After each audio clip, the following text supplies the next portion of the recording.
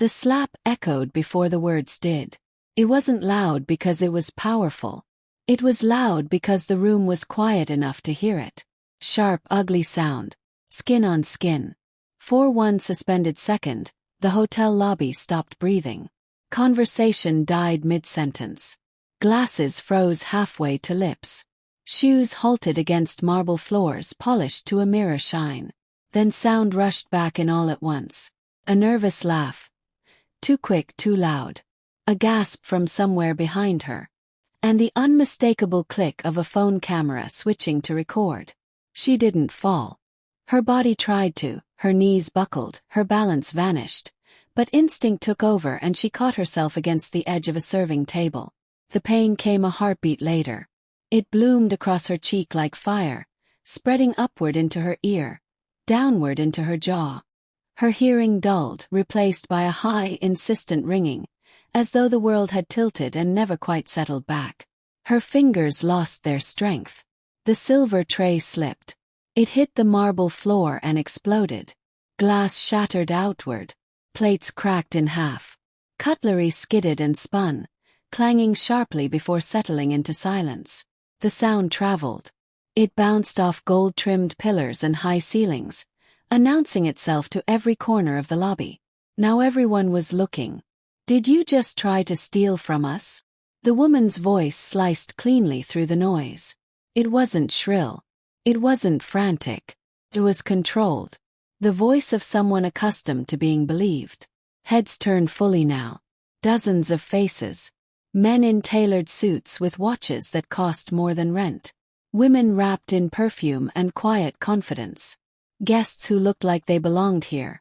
Who looked like this place had been built with them in mind.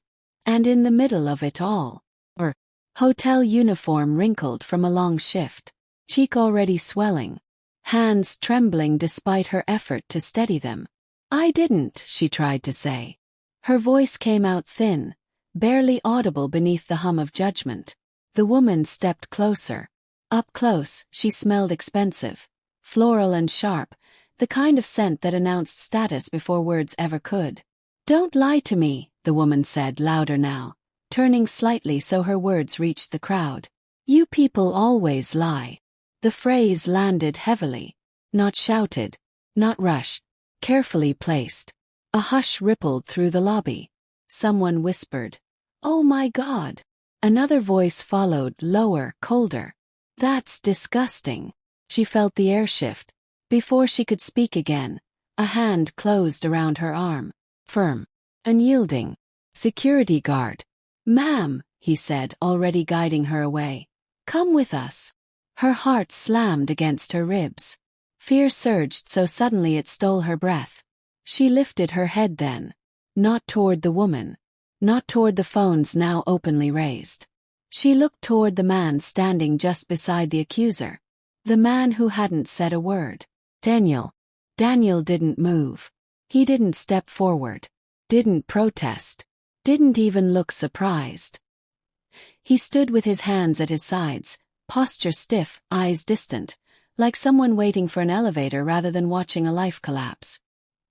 He looked at her the way people look at strangers who inconvenience them in public. Not angry, not cruel, just blank. "Daniel," she whispered. Her voice cracked on his name. It sounded smaller than she remembered. The woman laughed. "Oh, don't tell me this is your girlfriend," she said, turning to Daniel with amused disbelief. "You didn't tell me you were engaged to staff." A ripple of laughter moved through the lobby. Not loud, not mocking outright, but enough. Daniel swallowed. For a moment, just a moment, she thought he might speak for her. That he might step forward. That he might say her name the way he used to. Instead, he exhaled and said, quickly, almost too quickly, "Ex." The word hit harder than the slap. "She's my ex." The guard's grip tightened. "She tried to steal my bracelet," the woman announced, lifting it between her fingers as though displaying evidence. Gold. Diamonds. Something that sparkled under chandelier light. Something worth more than she earned in years. "I felt her brush against me," the woman continued. "I looked down and one bracelet was gone. I was serving drinks," she said softly. I didn't touch you. Her voice barely reached past her own chest. The woman leaned closer. Close enough that only she could hear. Then why am I missing a bracelet from my wrist? She asked quietly. The room held its breath. Phones recorded. Is judged. Someone muttered. They always do this. Her mouth opened. Nothing came out. The guard pulled her forward. Her feet dragged slightly against the marble as she struggled to keep pace. Daniel stepped back. Not away from the guard. Away from her. The movement was small, but it broke something inside her. 'Cause suddenly everything made sense. This wasn't confusion. This wasn't shock. This was a decision. And in that moment, surrounded by people and noise and judgment, she realized she was completely alone. As the guard led her toward the security office, she turned her head one last time. She didn't look at the woman. She didn't look at the phones. She looked at Daniel. Their eyes met. Just once. And in that look, she understood something that made her chest tighten. Daniel wasn't afraid of losing her. He was afraid of being seen with her. And that was when the door to the security office closed behind her, cutting off the light. The security office was smaller than she expected. Too clean. Too bright. White walls. A metal desk bolted to the floor. 2 chairs placed opposite each other like an accusation. The door closed behind her with a dull click. The sound echoed longer than it should have. The guard loosened his grip but didn't step away.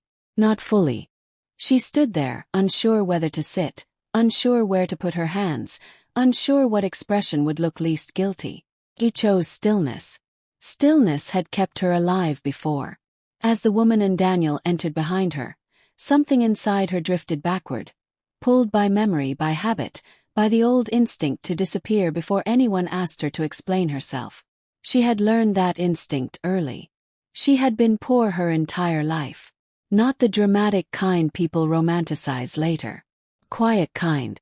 The kind where hunger doesn't scream, it waits. The kind where survival depends on knowing when not to be noticed.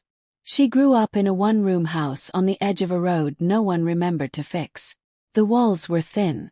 The roof leaked when the rain came hard enough. Her parents worked constantly. They came home tired, smelling of sweat and dust, but they smiled when they saw her. That smile was everything. Then one night they didn't come home. Car accident. A truck driver who never stopped. She didn't see the bodies. But she saw the looks on the adults' faces the next morning. The looks that said, your life has changed forever. After that, relatives arrived. They spoke softly, carefully, like they were negotiating something fragile. She stayed where she was welcome. She left when she wasn't. She learned to sleep on floors. To eat whatever was left. To thank people for things they resented giving. By 15, she knew how to apologize without knowing why. By 18, she understood that invisibility was safety. If no one noticed you, no one blamed you. If no one blamed you, you survived. So she became small. She spoke softly, moved carefully, smiled when spoken to, never asked for more. By 22, she was working hotel jobs. Not because she loved them. Because hotels taught you how to disappear beautifully. Male. Serve. Stand straight. Never draw attention. And for years it worked. Until Daniel. Daniel hadn't been rich when she met him. Just ambitious. He worked long hours. Talked about the future with excitement instead of certainty. He liked that she listened. That she believed in him when he spoke about things that hadn't happened yet. He liked that she never challenged him publicly. Never embarrassed him. He called her peace. She thought that was love. They met when he was still figuring himself out. They ate street food together. Walked instead of taking taxis. Dreamed out loud. She believed in him the way people believe in exits. Quietly, desperately. They planned a small wedding. Nothing extravagant. Just enough. Just them. Then things began to change. Slowly. Promotion came. Then another. New offices. New clothes. New people. Daniel started coming home later. Started checking his phone during conversations. Started correcting her. Small things at first. The way she pronounced certain words. The way she stood. The way she laughed too loudly when she was nervous. "Just stand properly," he would say. "People are watching." She adjusted. She always adjusted. Then he stopped introducing her. Not outright. Just forgot. Then came the parties. She stood beside him, smiling, while he spoke to people who never looked at her. Then came the woman. Foolish. Fruitless. The kind of woman who didn't try to impress anyone, because she never had to. Daniel met her family. And suddenly everything changed. His tone. His posture. His silences. Love didn't disappear. Shrank. And today, here, standing in this security office, she understood that love hadn't just shrunk. It had chosen sides. "Empty your bag," the guard said. She obeyed immediately. Her hands moved before her mind caught up. She placed her bag on the desk, unzipped it, turned it upside down. Everything spilled out. Phone with a cracked screen. Lip balm. Folded receipt. Nothing else. The woman scoffed. "That's it," she said. "So where is it?" "I didn't take anything," she said again. Her voice was steadier now. Not louder. Just firmer. The woman crossed her arms. "So you swallowed it?" she asked lightly. One of the guards laughed. Daniel looked away. Her chest tightened. The manager entered then. A tall man with tired eyes and practiced calm. He didn't ask what happened. He looked at her uniform. Then at the woman. "I'm terribly sorry you experienced this," he said to the woman. She stared at the floor. "Please," she said quietly. "I didn't steal anything." The manager sighed. "We've had issues with staff like this before," he said. "Like this." The words settled heavily in the room. The woman waved a hand. "Fire her," she said. "And call the police." The room tilted. "Police," she whispered. Daniel cleared his throat. "She's been under a lot of stress," he said. "Financial pressure. It's been difficult." She looked at him. Her eyes searched his face. Begging. He didn't look back. And just like that, the story was being written for her. The manager reached for his phone. The guard stepped closer to her again. Her heart pounded so loudly she was sure they could hear it. She opened her mouth to speak. When the door suddenly burst open, a young receptionist rushed in, breathless, eyes wide with panic. "Sir," she said urgently, holding something in her shaking hand. "We need to stop this." Everyone turned. The receptionist swallowed hard. "The bracelet," she said. "It was found." The room froze. And for the first time since the slap, Hope dared to breathe. The room didn't move at first. Not when the receptionist spoke. Not when the word "found" landed in the air. It hovered there, fragile, unreal. "The bracelet," the receptionist repeated, her voice shaking now. "It was behind the sofa in the lounge. It must have fallen." Silence. The kind that presses against your ears. The woman froze. Her fingers tightened instinctively around the purse at her side. Her confident posture stiffened, just slightly, but enough to be noticed. The guard loosened his grip. Not fully, but enough. The manager blinked. Once. "Are you certain?" he asked. The receptionist nodded quickly. "Yes, sir. We checked the cameras in the lounge too. No one touched her. It just slipped off." The words rushed out now, desperate, like she needed to get them all out before someone stopped her. Her knees weakened. Just a little. She placed one hand on the back of the chair to steady herself. "I told you," she whispered. Her voice was barely sound, barely breath. Hope surged into her chest like air after drowning. It was dizzying. She felt light-headed, almost unreal, as though her body hadn't yet caught up to what was happening. The guard stepped back. The woman laughed. Short, awkward sound. "Oh," she said, waving a hand. "Well, these things happen." She turned to the manager with a smile that didn't quite reach her eyes. "No harm done. No harm."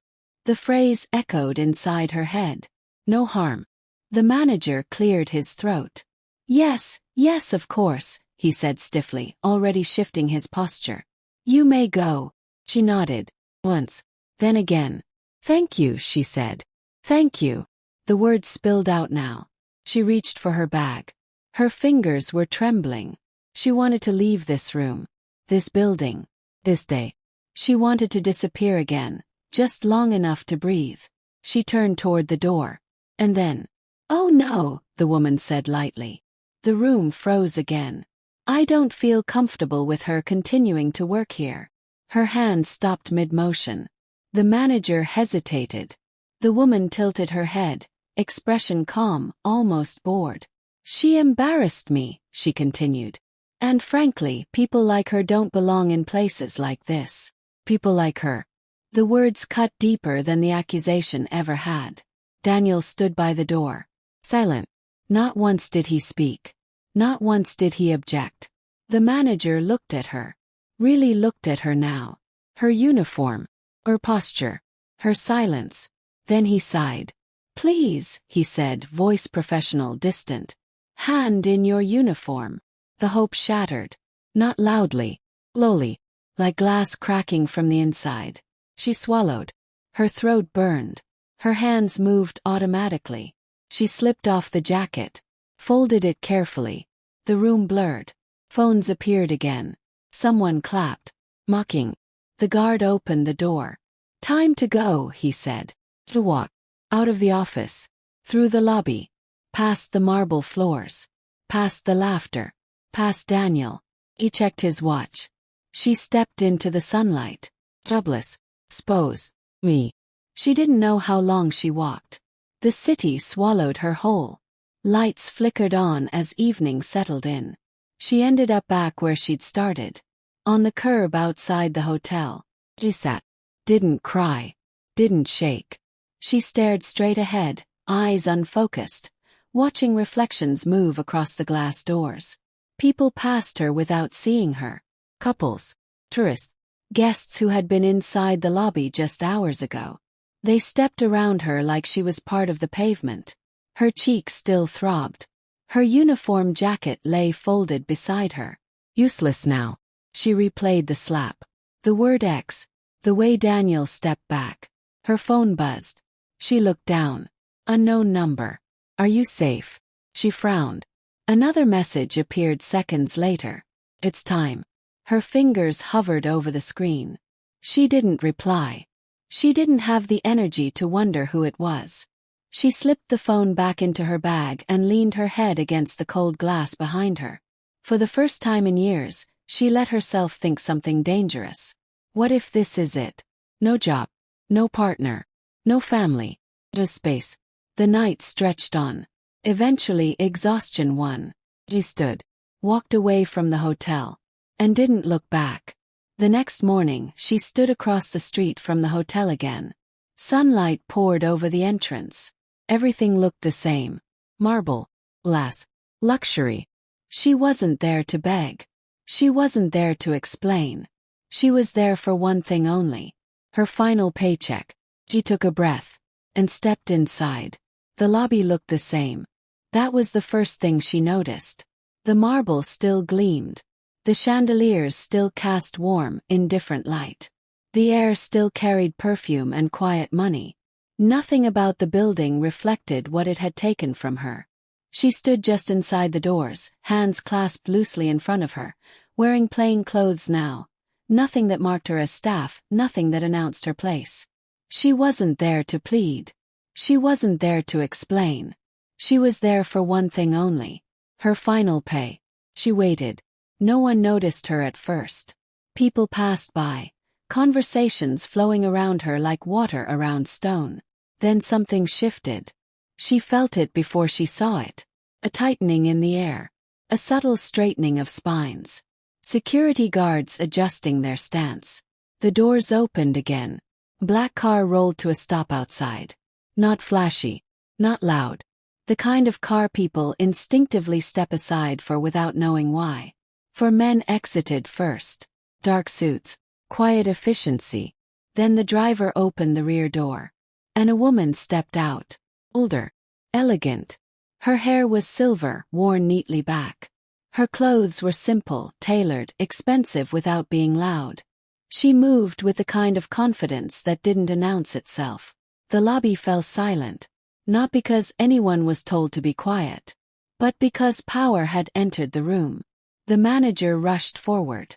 "Mrs. Caldwell," he said, bowing his head slightly. "We weren't expecting you." The woman didn't answer immediately. Her eyes moved slowly across the lobby, not assessing, searching. They landed on her. And something in the woman's expression softened. The woman walked past the manager, past the staff, past the guests, straight toward her. Whispers began instantly. She felt dozens of eyes lock onto her again. But this time it was different. The woman stopped in front of her.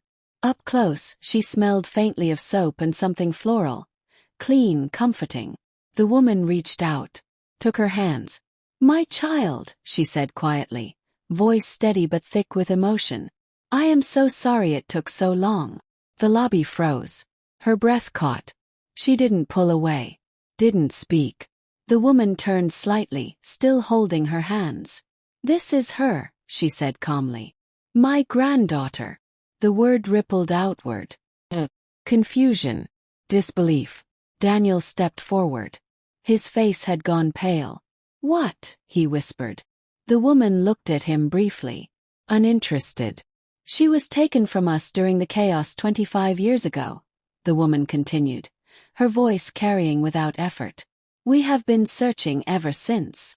The manager's face drained of color. "You are the sole heir to the Caldwell estate," the woman said, turning back to her. "Your father was my son." The world seemed to tilt. Not violently, gently. Like a picture frame settling crooked, then righting itself. Her knees weakened. The woman tightened her grip slightly, steadying her. "I watched the footage," the woman added softly. Every sound died. All of it. The crowd stiffened. The woman who had slapped her stumbled backward. I didn't know," she stammered. "I would never." The older woman raised a hand.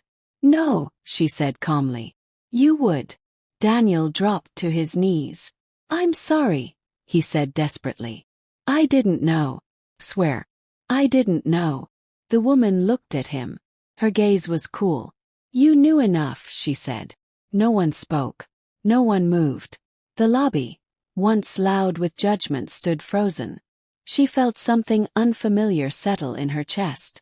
Not triumph. Not anger. Wholeness.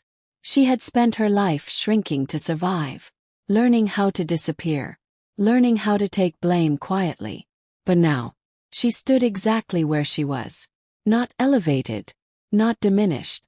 The woman released her hands gently. "We'll talk later," she said softly. "There is time now." Security shifted. Staff whispered. Power realigned. Daniel remained on the floor. Unnoticed.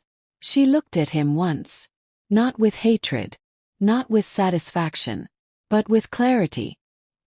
He had chosen who he was long before this moment. And she no longer needed anything from him. She turned toward the doors. The sunlight outside poured in. The same doors she had been forced through the day before. This time, she walked forward. Not rushed. Not afraid. No one stopped her. No one spoke. For the first time in her life, she did not disappear. Thank you for watching. If this story moved you, join the Rios Stories family. Like, share and subscribe for more cinematic stories where silence speaks louder than words.